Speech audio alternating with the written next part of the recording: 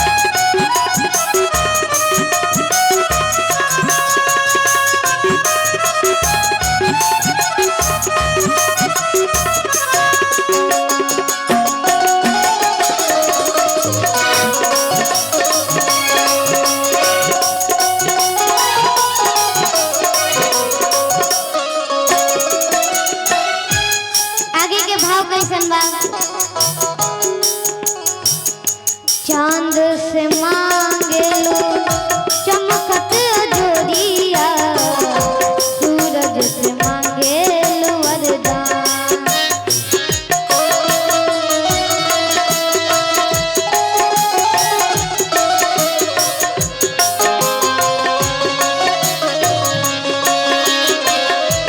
हमारे सनी भैया जी की तरफ से बहुत सारा पुरस्कार है। चांद से मांगे लो चमकत जोड़िया, सूरज से मांगे लो वरदान।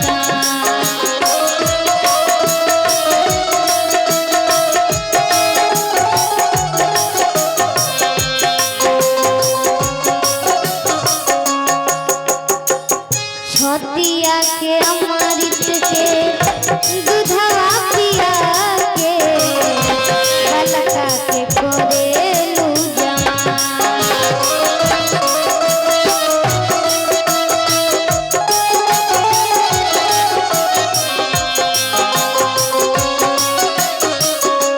बहुत पुरस्कार हमारा अजीत भैया जी की तरफ से आई। चांद से मांगे लो